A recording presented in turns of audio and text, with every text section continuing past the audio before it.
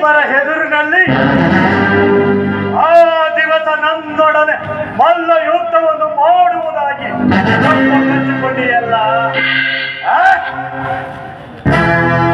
ಈಗ ಗರಡಿ ಮಂಟಪಕ್ಕೆ ಬರುತ್ತದೆ.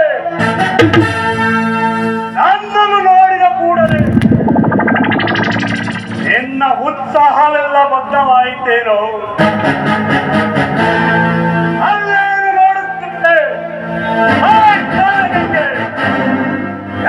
ಭೀಮ ನೋಡಿದರೆ ನನ್ನ ಉತ್ಸಾಹವೆಲ್ಲ ಭಂಗವಾಯಿತೆಂದು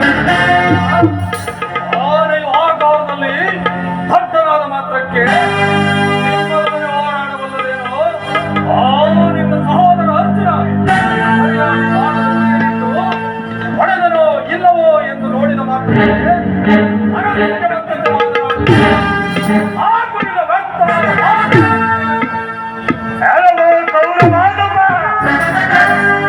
ನಿನ್ನ ಶಕ್ತಿಯು ಎಷ್ಟರ ಮಟ್ಟಿನದು?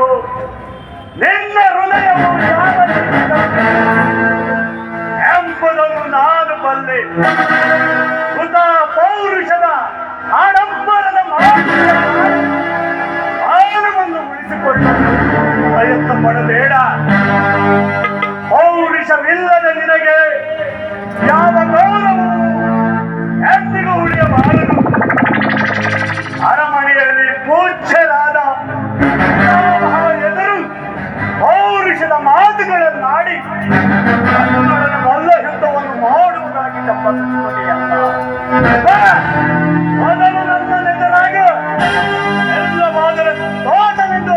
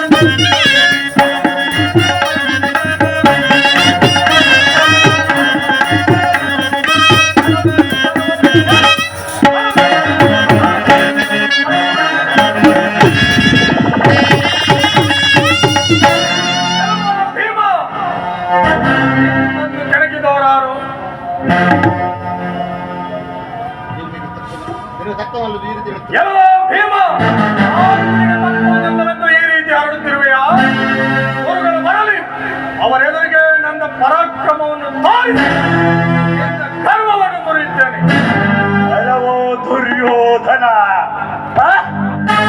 ಆಡಂಬರದ ಶೌರ್ಯದ ಕೊಬ್ಬಿನ ಮಾತುಗಳು ಆಗಿದರೆ ನಮ್ಮನ್ನೆಲ್ಲ ಸಂಪೂರ್ಣವಾಗಿ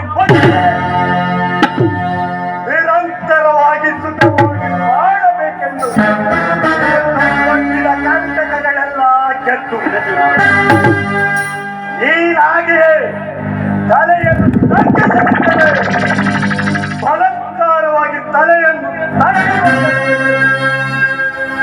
ಹಾಗೆಯೇ ನೆನಪಿನಲ್ಲಿಟ್ಟುಕೋ. ನಿನಗೆ ನನ್ನೊಡನೆ ಹೆದರಾದರೆ ನಿನ್ನ ತಮ್ಮಂದಿರ ಗೂಡಿ 101 ಮಂದಿಯ ಬಯಲು ಗುದ್ದಾಟದಲ್ಲಿ ಇದರಾಗಿ ಬನ್ನಿ. ಎಷ್ಟರ ಮಟ್ಟಿನದು ಏನ್ ನೋಡುವೆ?